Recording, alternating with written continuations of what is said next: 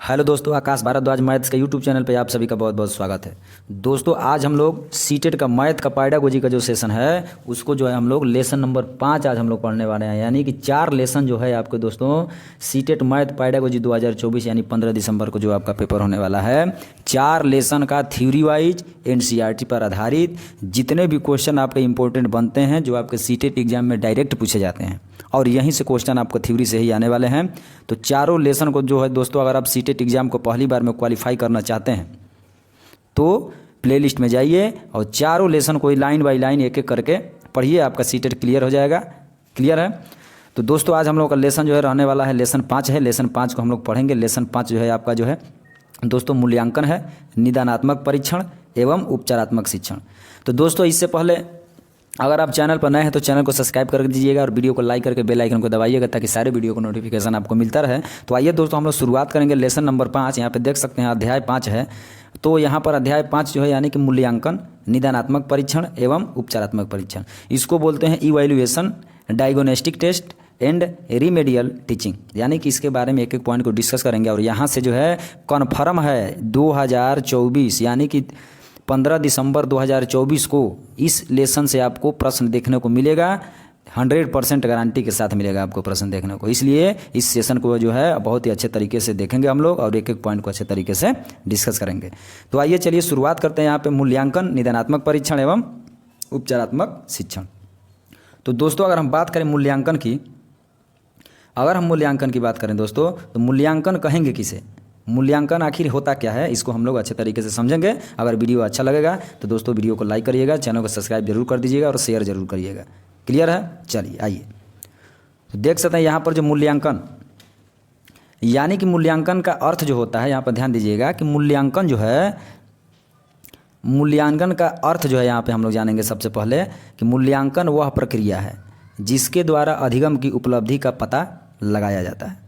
यानी कि मूल्यांकन एक प्रकार की ऐसी प्रक्रिया होती है जिसके द्वारा अधिगम का मतलब सीखना होता है। दोस्तों याद रखिएगा, अधिगम का मतलब क्या होता है तो सीखना होता है अधिगम का मतलब। यानी कि मूल्यांकन के द्वारा अधिगम का मतलब सीखना, यानी कि सीखने की उपलब्धि, यानी कितना बच्चा सीखा है उसको हम लोग पता लगाते हैं। क्लियर है? मूल्यांकन के द्वारा अर्थात शिक्षार्थियों ने प्राप्त ज्ञान को किस सीमा तक समझा है, यानी कि शिक्षार्थी जो है किस सीमा तक जो है समझा है, उससे जो है कितना उसको ज्ञान है, उसी का जो है उसी को हम लोग बोलते हैं मूल्यांकन। आगे बात करें तो उनकी बुद्धि का स्तर क्या है, बुद्धि के स्तर का, बच्चों के बुद्धि का स्तर का पता लगाया जाता है मूल्यांकन के माध्यम से। और उनकी अभिरुचि क्या है कि यानी कि उनकी इसमें रुचि बन रही है कि नहीं बन रही है आदि का पता लगाया जाता है। इन सभी चीज़ों का जो है पता लगाया जाता है मूल्यांकन में। बालक की शिक्षा में मूल्यांकन और मापन दोनों महत्वपूर्ण हैं। बालक जब शिक्षा ग्रहण कर रहा है तो मूल्यांकन और मापन दोनों ही महत्वपूर्ण हैं। यानी कि मूल्यांकन मापन पर निर्भर करता है। याद रखिएगा, मूल्यांकन मापन पर निर्भर करता है। ये एक प्रकार का यह पॉइंट है, सीटेट में पूछा जा सकता है कि मूल्यांकन किस पर निर्भर करता है, तो आप राइट आंसर देंगे किस पर, तो मापन पर। यानी कि मूल्यांकन जो है मापन पर निर्भर करता है। क्लियर है? चलिए आगे बात करें दोस्तों इसमें जो है, तो आगे अगर बात करें तो 12वीं पंचवर्षीय योजना में प्राथमिक शिक्षा के एक मुख्य लक्ष्य के रूप में बुनियादी अधिगम और साथ ही गुणवत्ता के उद्देश्यों की प्राप्ति के लिए सीखने के नियमित आकलन पर जोर दिया गया है। यानी कि जब 12वीं पंचवर्षीय योजना लागू हुआ था तो उसमें ये कहा गया था कि प्राथमिक शिक्षा यानी प्राइमरी का जो शिक्षा है उसके एक मुख्य लक्ष्य के रूप में बुनियादी अधिगम और शिक्षा की गुणवत्ता के उद्देश्य को प्राप्त करने के लिए यानी सीखने से नियमित आकलन पर जो है क्या किया जाएगा तो जोर दिया गया है 12वीं पंचवर्षीय योजना में। क्लियर है दोस्तों? चलिए तो दोस्तों अगर आगे बात करें तो मूल्यांकन और मापन में अंतर, इस पॉइंट को बहुत ही अच्छे तरीके से देखिएगा दोस्तों। यहाँ से भी प्रश्न आपको सीटेट एग्जाम में डायरेक्ट देखने को मिलेगा कि मूल्यांकन और मापन में अंतर, यानी कि मूल्यांकन और मापन में अंतर क्या होता है, उसको हम लोग जो है बहुत ही अच्छे तरीके से एक एक पॉइंट को डिस्कस करेंगे। क्लियर है? चलिए तो सबसे पहले यहाँ पे देख सकते हैं हेडिंग दिया गया है मूल्यांकन और यहाँ पे आपको एक जो है यहाँ पे हेडिंग दिया गया है मापन। यानी कि मूल्यांकन, सबसे पहले मूल्यांकन देखिए कि मूल्यांकन का क्षेत्र व्यापक होता है। यानी कि मूल्यांकन का जो क्षेत्र होता है वो कैसा होता है तो व्यापक होता है। और मापन किसी एक गुण या चर का होता है। यानी कि मापन जो है किसी एक चर का होता है या एक गुण का होगा, हमेशा याद रखिएगा इसको। अगर मूल्यांकन की बात करें तो मूल्यांकन मापन के बाद होता है, यानी कि जो मूल्यांकन होगा मापन करने के बाद ही होगा। इस पॉइंट को अच्छे तरीके से नोट करिएगा। और जो मापन होता है यह मूल्यांकन से पहले होता है, यानी कि जब मूल्यांकन मापन के बाद होगा तो मापन पहले होगा, जाहिर सी बात है यहाँ पर। इसलिए जो है मापन जो होगा मूल्यांकन से क्या होता है, पहले होता है, और मूल्यांकन मापन के बाद होता है। क्लियर है दोस्तों। चलिए अगर आगे बात करें तो यहाँ पर अगर आगे बात किया जाए तो यहाँ पर जो है मूल्यांकन के बाद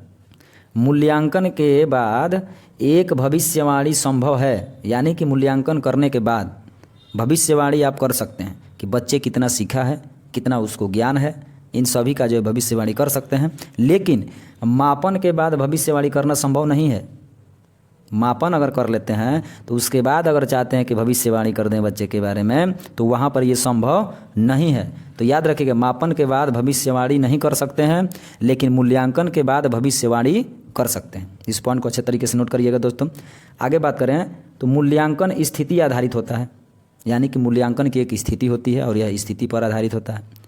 और मापन जो होता है यह अंक आधारित होता है, यानी कि मापन जो है अंक पर आधारित होता है। इस पॉइंट को जो है आप जो है अच्छे तरीके से नोट डाउन करेंगे। क्लियर दोस्तों। तो दोस्तों अगर वीडियो अच्छी लग रही हो और आपको समझ में आ रहा होगा तो चैनल को दोस्तों सब्सक्राइब जरूर करिएगा। चलिए आगे बात करें दोस्तों अगर, तो मूल्यांकन में घटना या तथ्य का मूल्य ज्ञात किया जाता है, यानी कि मूल्यांकन में घटना और तथ्य का क्या किया जाएगा दोस्तों, कि यहाँ पर जो है मूल्यांकन में घटना तथा तथ्य का क्या किया जाएगा, मूल्य ज्ञात किया जाता है।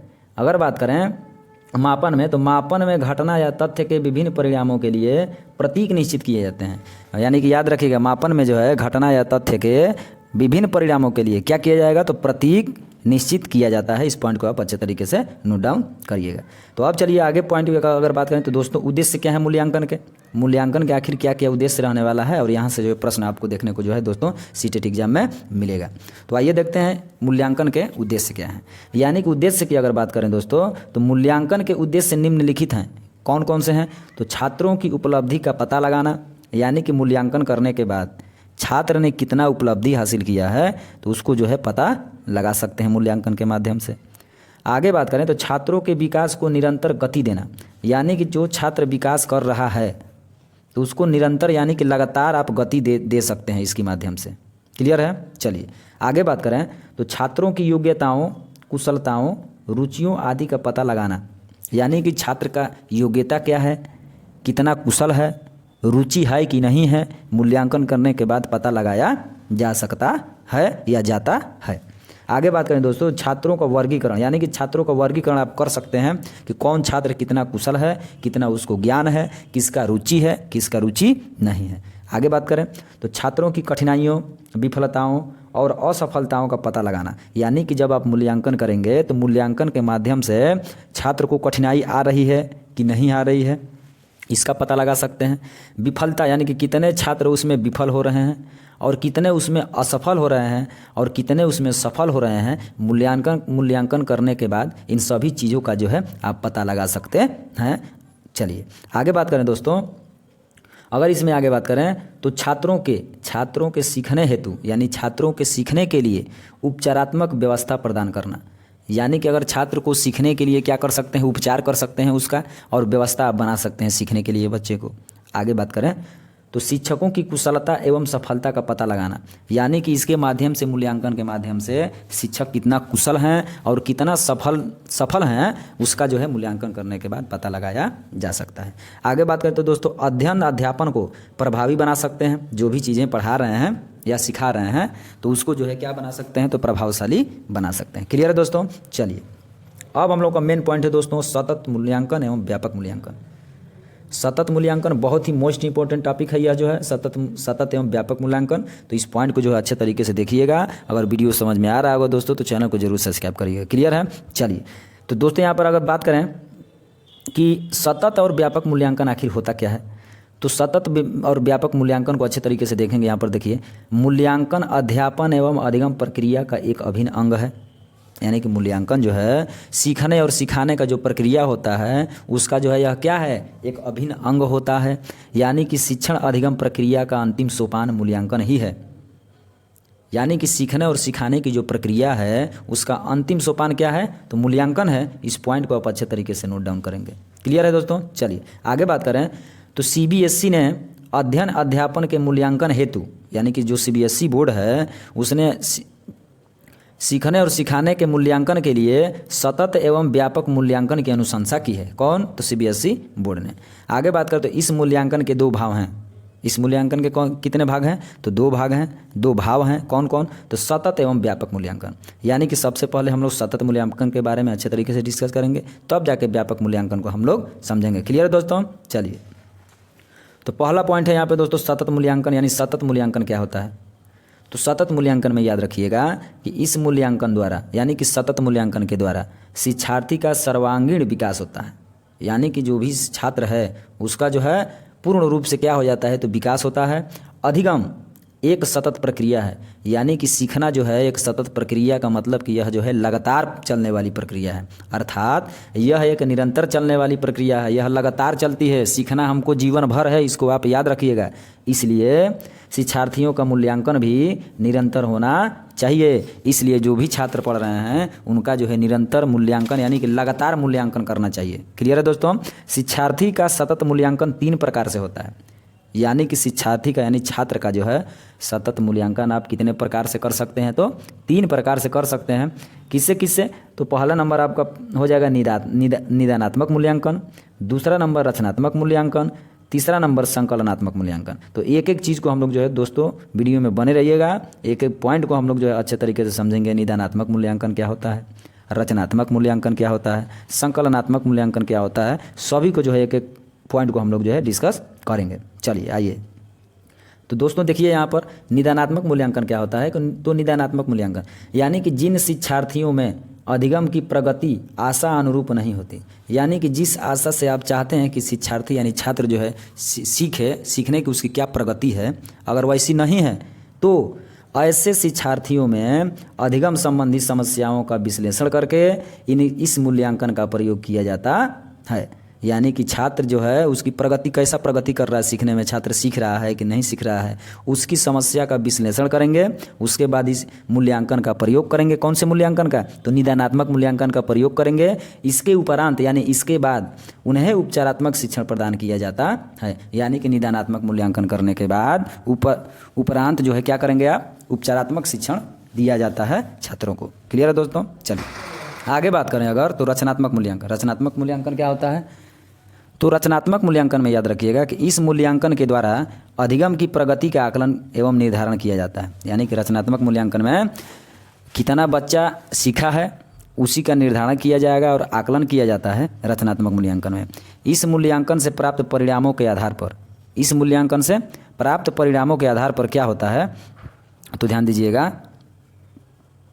कि इसमें जो है क्या होता है कि शिक्षार्थियों को फीडबैक दिया जाता है। रचनात्मक मूल्यांकन में क्या होता है दोस्तों, शिक्षार्थियों को फीडबैक दिया जाता है। इस पॉइंट को आप अच्छे तरीके से ध्यान दीजिएगा कि रचनात्मक मूल्यांकन में शिक्षार्थियों को क्या दिया जाता है, फीडबैक दिया जाता है। इस मूल्यांकन हेतु गृह कार्य, यानी कि जब आप रचनात्मक मूल्यांकन कर रहे हैं तो इस मूल्यांकन में आप बच्चों को गृह कार्य यानी होमवर्क देंगे, क्लास टेस्ट देंगे, दत्त कार्य यानी उसको कार्य दिया जाता है, क्विज टेस्ट कराया जाता है, आदि का प्रयोग किया जाता है रचनात्मक मूल्यांकन में। तो यहीं से जो है प्रश्न आपको सीटेट एग्जाम में दोस्तों देखने को मिलेगा। और वीडियो अच्छा लग रहा है तो चैनल को सब्सक्राइब जरूर करिएगा और वीडियो को शेयर जरूर करिएगा। इस मूल्यांकन से शिक्षक अपने शिक्षण विधि एवं शिक्षार्थी अपने संज्ञानात्मक व्यवहार में सुधार करते हैं। यानी कि जब आप रचनात्मक मूल्यांकन का प्रयोग करते हैं बच्चों के ऊपर तो शिक्षक शिक्षण विधि यानी कि सिखाने की जो विधि है और शिक्षार्थी के संज्ञानात्मक व्यवहार में क्या करता है, तो सुधार करते हैं रचनात्मक मूल्यांकन के माध्यम से। क्लियर है दोस्तों। चलिए अगला है दोस्तों, अगला हम लोग का पॉइंट है क्या, संकलनात्मक मूल्यांकन। तो संकलनात्मक मूल्यांकन क्या होता है, यह मूल्यांकन, संकलनात्मक मूल्यांकन संपूर्ण सत्र की समाप्ति के बाद किया जाता है। यानी कि जो भी बच्चे का जो भी संपूर्ण सत्र, यानी कि जब पूरा सत्र जो है समाप्त हो जाएगा, 1 साल जब पूरा हो जाता है बच्चों का, तो संकलनात्मक मूल्यांकन किया जाता है। जब बच्चे का 1 साल पूरा हो जाएगा तो तभी जो है संकलनात्मक मूल्यांकन किया जाता है। और इस मूल्यांकन का उद्देश्य अधिगम प्रगति और शैक्षिक उपलब्धि का आकलन करना होता है। यानी कि संकलनात्मक मूल्यांकन का मतलब बच्चा कितना सीखा है, सीखने की उसकी प्रगति क्या है और कितना शिक्षा पाया है और उसकी उपलब्धि क्या है, उसी का आकलन करना होता है संकलनात्मक मूल्यांकन में। क्लियर है दोस्तों। चलिए, तो अब हम लोग जानेंगे कि व्यापक मूल्यांकन, यानी व्यापक मूल्यांकन क्या होता है। इसको जो है दोस्तों हम लोग एक एक पॉइंट को डिस्कस करेंगे।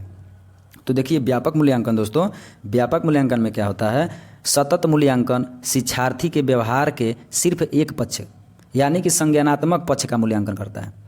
यानी कि पीछे जो हम लोग पढ़े हैं सतत मूल्यांकन, वह जो है शिक्षार्थी यानी छात्र का जो व्यवहार है उसके सिर्फ एक पक्ष का मूल्यांकन करता है। और कौन से पक्ष का मूल्यांकन करता है, तो याद रखिएगा संज्ञानात्मक पक्ष का जो है मूल्यांकन करता है। कौन, तो सतत मूल्यांकन।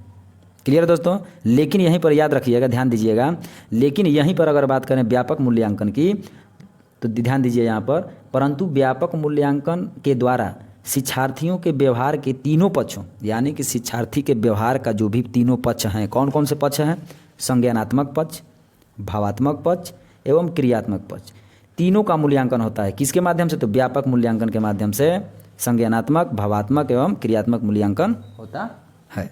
चलिए आगे बात करें दोस्तों, तो इस मूल्यांकन के द्वारा शैक्षिक एवं गैर शैक्षिक पक्षों का मूल्यांकन होता है। तो याद रखिएगा, तो सीटेट एग्जाम में डायरेक्ट पूछा जाएगा यहाँ से कि शैक्षिक एवं गैर शैक्षिक पक्षों का मूल्यांकन किसके द्वारा होता है, तो आपका राइट आंसर क्या हो जाएगा, तो व्यापक मूल्यांकन के द्वारा।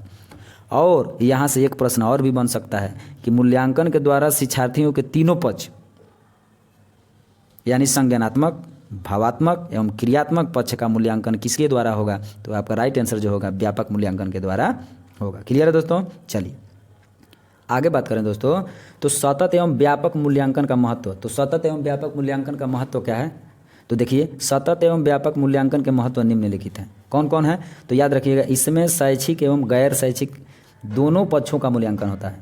तो याद रखिएगा, इसमें जो है शैक्षिक और गैर शैक्षिक दोनों पक्षों का मूल्यांकन होता है। आगे बात करें, इसमें शिक्षार्थियों की कमजोरी को पहचान कर उसका निदान बताया जाता है। यानी कि इस विधि में जो है शिक्षा यानी छात्र की कमजोरी क्या है, छात्रों की कमजोरी को पहचानेंगे तब जाकर उसका क्या करेंगे, निदान करेंगे, यानी कि बच्चे का निदान किया जाएगा। आगे बात करें, यह उपलब्धि स्तर को निरंतर बनाए रखने और ऊंचा उठाने के लिए प्रेरित करता है। यानी कि सतत और व्यापक मूल्यांकन जो होता है क्या करता है, बच्चे की उपलब्धि का स्तर क्या है उसको लगातार बनाए रखता है और उसको ऊंचा उठाने के लिए क्या करता है, प्रेरित करता है। चलिए आगे बात करें दोस्तों अगर, तो इसमें उपचारात्मक शिक्षण विधि का प्रयोग करके शिक्षार्थियों की समस्याओं का समाधान किया जाता है। यानी कि उपचारात्मक शिक्षण विधि का इसमें प्रयोग करेंगे तब जाके छात्रों के जो भी समस्या होगा उन सब छात्रों की समस्याओं का क्या किया जाता है, तो समाधान किया जाता है। अगला पॉइंट है दोस्तों, यह शिक्षार्थियों के लिए प्रेरणा का कार्य करता है, यानी मोटिवेशन का कार्य करता है ताकि अधिगम प्रक्रिया में रुचि उत्पन्न हो। यानी कि सतत और व्यापक मूल्यांकन जो है छात्रों के अंदर मोटिवेशन का कार्य करता है ताकि सीखने में बच्चे क्या कर सकें, रुचि पैदा, उनके अंदर रुचि पैदा हो कि सीखें हम। अगला पॉइंट कहता है, यह शिक्षक को सही कार्य नीति बनाने में मदद करता है। यानी सतत मूल्यांकन और व्यापक मूल्यांकन जो है शिक्षक को सही कार्य नीति बनाने में क्या करता है, तो मदद करता है। अगला पॉइंट है कि यह नवीन परीक्षण यानी नए नए परीक्षण तकनीकियों को खोजने के लिए प्रेरित करता है। यह जो है नए नए परीक्षण और नए नए तकनीकों को खोजने के लिए क्या करता है, तो प्रेरित करता है। अगला पॉइंट कहता है कि यह विद्यालय व्यवस्था की जांच करता है। यानी कि विद्यालय की कैसी व्यवस्था है, इस मूल्यांकन के द्वारा जो है हम लोग इसके व्यवस्था की, विद्यालय की व्यवस्था की जाँच किया जा सकता है। क्लियर है दोस्तों। चलिए आगे बात करें दोस्तों, तो अगला पॉइंट कहता है कि यह शिक्षार्थियों के सर्वांगीण विकास पर बल देता है। यह जो है सतत और व्यापक मूल्यांकन जो है शिक्षार्थियों के सर्वांगीण विकास पर क्या देता है, तो बल देता है। अगला पॉइंट कहता है कि निरंतर मूल्यांकन होते रहने से, यानी कि लगातार मूल्यांकन हो रहा है तो शिक्षार्थियों में परीक्षा का अनावश्यक भय नहीं होता है। यानी कि बच्चों के अंदर से डर जो है, भय जो होता है, जो छात्रों के अंदर जो डर होता है, वो लगातार मूल्यांकन अगर होता रहेगा तो छात्रों के अंदर जो भी डर यानी भय रहेगा, भय और डर क्या हो जाता है, तो समाप्त हो जाता है। तो नोट में यहाँ पर दिया गया, याद रखिएगा, बच्चों से बात करके, उनका निरीक्षण करके, उनकी बातें सुनकर, उनके सोचने के तरीके से उनका मूल्यांकन किया जा सकता है। यानी कि मूल्यांकन का यह भी पॉइंट बनता है, बच्चे से बात करके उसका जो है मूल्यांकन कर सकते हैं, उनका निरीक्षण करके मूल्यांकन कर सकते हैं, उनकी बातों को सुनकर मूल्यांकन कर सकते हैं, उनके सोचने का तरीका क्या है, उन तरीकों के जो है उनका जो है मूल्यांकन किया जा सकता है। तो दोस्तों उम्मीद है कि वीडियो आपको अच्छी लग रही होगी। अगर वीडियो आपके लिए हेल्पफुल होगी तो तभी वीडियो को लाइक करिएगा और चैनल को सब्सक्राइब करिएगा। चलिए आगे पॉइंट है दोस्तों, अगला पॉइंट है दोस्तों यहाँ पर सतत एवं व्यापक मूल्यांकन। यहाँ पर ध्यान दीजिएगा, सतत एवं व्यापक मूल्यांकन की विधियाँ एवं तकनीकी। तो दोस्तों इसको हम लोग जो है, इस पॉइंट को जो है हम लोग अगले वीडियो में बहुत ही अच्छे तरीके से इसको जो है एक एक पॉइंट को डिस्कस करेंगे और एक एक चीज़ को हम लोग सीखेंगे। तो दोस्तों अगर इस वीडियो पर आप नए हैं तो सीटेट मैथ का पैडागोजी में अगर आप 15 में 15 नंबर लाना चाहते हैं और सीटेट एग्जाम को एक बार में क्वालिफाई करना चाहते हैं तो दोस्तों प्लेलिस्ट में सारा वीडियो पड़ा हुआ है मैथ का पैडागोजी का, लेसन 1, लेसन 2, लेसन 3 और लेसन 4, और ये जो है लेसन 5 है, और यहाँ से जो है प्रश्न आपको सीटेट एग्जाम में डायरेक्ट देखने को मिलेगा। तो दोस्तों अगर आप चैनल पर नए हो तो चैनल को सब्सक्राइब कर लीजिएगा और बेल आइकन को दबा दीजिएगा ताकि सारे वीडियो को नोटिफिकेशन आपको मिलता रहे। तो चलिए दोस्तों मिलते हैं फिर से नेक्स्ट वीडियो में और नेक्स्ट टॉपिक के साथ। अगर वीडियो अच्छा लगी हो तो वीडियो को लाइक कर दीजिएगा, चैनल को सब्सक्राइब कर दीजिएगा, वीडियो को शेयर जरूर करिएगा। चलिए दोस्तों, धन्यवाद।